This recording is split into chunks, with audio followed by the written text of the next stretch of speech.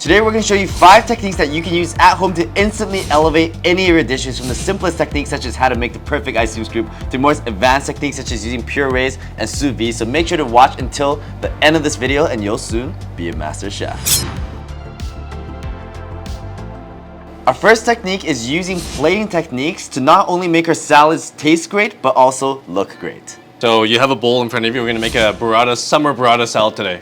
We're in BC. We're gonna make a farm fresh salad, BC style. Amazing. And we're gonna make it look great with the plating. That's right. Yeah, that's right. Okay. Okay, well first we just need to make a base salad. Sure. Right, everyone can make a base salad. You have a bowl, you toss everything together. So we're gonna do that first. All right, let's do it. Okay, so I want you to put the tomatoes in. Okay, tomatoes. Just dump that in there. Yep. You can put a little bit of blueberries. Okay, a little bit of blueberries. You can put some of the strawberries in there as well. Some strawberries. A few pieces of the blackberry. Blackberries. Okay, so you have this base, right? Yeah. So this is frisee. Okay. Just take like maybe half of it and put it inside. Okay.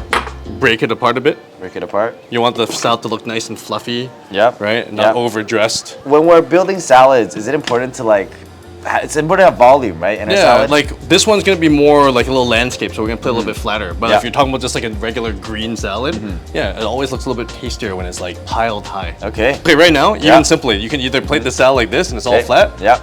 Or like with more greens, obviously, sometimes you want to spin it in the bowl. Interesting. Right? If you spin it and then you make a little pile, it grows higher. Interesting. Right? Just like that. Okay, So but we're not gonna do that. Yeah. Oh, tip number 1, spin the salad to make it look higher. Okay, but we're not doing that. So next, season the salad. I'll give you a little bit of Malden salt. I'll do it for you. All right, thank you very much. Right, nice flaky salt, not too salty. Right, this is apple cider vinegar we make in house. Okay.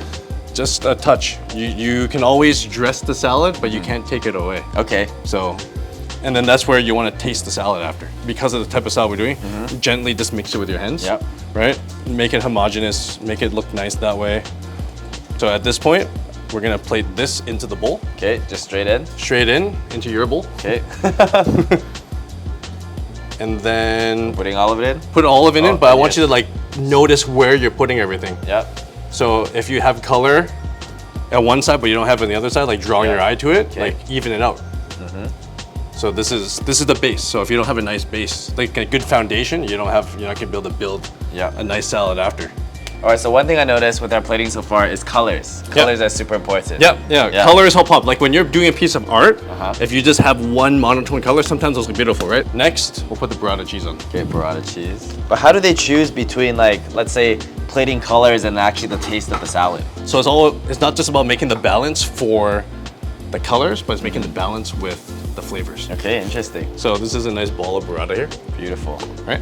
So how does this cheese made? Why does it look so weird? And why is it wet? Because it's a fresh cheese, so it's creamy in the middle. It's almost like stracciatella in the middle, and then outside is like the mozzarella sort of And how is it different from the other cheese that are like aged? Well, it's fresh cheese, number one, so it only lasts for like a week and a half. Oh, interesting. Yeah. Okay, so we're gonna cut this guy in half.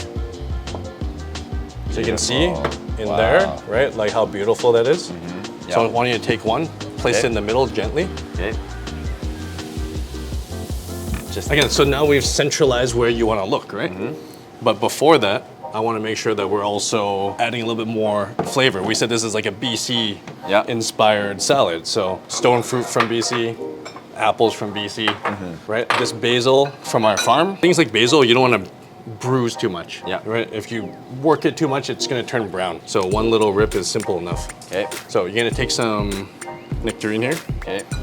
And so we already sliced it for you. You can already see we can like fan it out and do all these things. Yep. Instead of just putting it on, one technique you can do is just fold it a little bit and start like making little petals. Remember, darkness draws your eye, Right. in any sort of art. So I like to use the rind side up. Oh, the skin interesting. side up. Darkness upwards. Next, we have some radishes. When you shave the radish, usually to keep even, we like to use a little thing called like a mandolin. Yep. And I believe everyone should have one at home. Yeah. Because if you want to shave or cut things very consistently, the same evenness every time, you have to use this. Okay. Just from here already, look at the difference between our plating. Yours just looks so much better, even though I'm like pretty much doing the same thing. Yeah. Just that difference in detail. Yeah, it's like, and that's what I'm saying. Like, it's a cooking technique is also just the cooking eye, right? Yeah. And when you can actually see and realize what differences you can make on the plate, it actually will make your food look better, which hence already tastes better. Because ours will taste basically exactly the same. Yeah. Just because we share the radish doesn't mean we end there. Something as simple as just cutting something in half always helps like elevate it. You play one with it full, and I'll play one with it half. These don't fold. I don't know. You know what? Beauty is in the eye of the beholder. Okay, next we have the ninja radish. Yep. Again, if you want to plate it with it whole, you're free to do that. I'm whole guy now. Okay, you're the whole guy right now. I mean, it's not bad. It's not bad. At this point, let's throw down a few of these guys. Gooseberries. The outside's beautiful. Yeah. But also when you cut it, the inside's quite beautiful too. Yeah. Because there's a lot of different textures and different like colors going on inside. Right. So earlier we did put some blueberries and blackberries, right? You're gonna put the whole one. I'm gonna cut them in half. And Wow. in the middle. I never. So if you cut cut a it in half, blueberry if you before. cut a blueberry, you always just eat a blueberry as whole, right? So simple as that. Like there's more to every ingredient than just what you see from the outside. Right. Right. The beauty's also in the inside. Wow. Another take home. Cut everything in half to elevate it. So blackberry, you got. In my galaxy right now, the Milky Way or something. Yeah. Like all the stars are shining.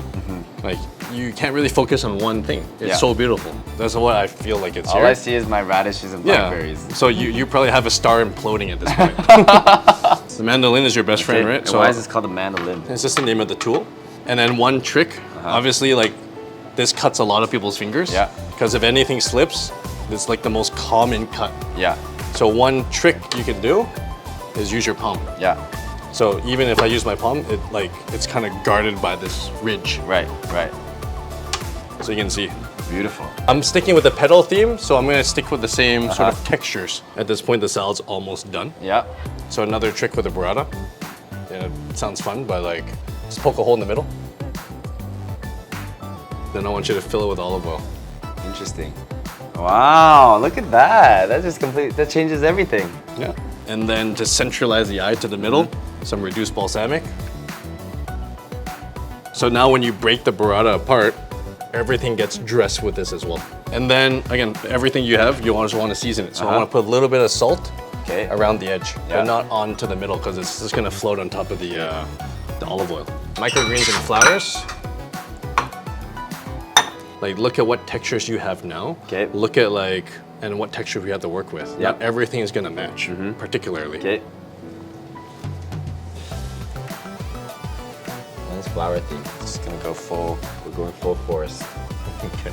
Need to break it up a little bit with splashes of color. Yeah, this is a true flower, you know? Beauty shines too brightly. Just a little bit of drizzle of olive oil, just to shine everything up. Yeah. Wow, look at yours. You have so much more volume. You also have like... There's more movement going on. Yeah. You can still see all the ingredients, yet still... Mine is you can't really see any ingredients. I see some blackberries, and that's it. Yeah. Like my eye for yours, again, it's still... If you couldn't compare, I'm sure it's still a beautiful salad. Yours looks like spring. Mine looks like fall. Yeah, and... Like it's kind of dying. Centralize the eye somewhere. Some dishes look good when it's all scattered. But if you have something as much as like a star of a burrata, that's already such a beautiful ingredient, even though everything's precious, this is what's gonna sell your salad. This is what's gonna make people like excited to eat it. Yeah. So don't cover it, but highlight it.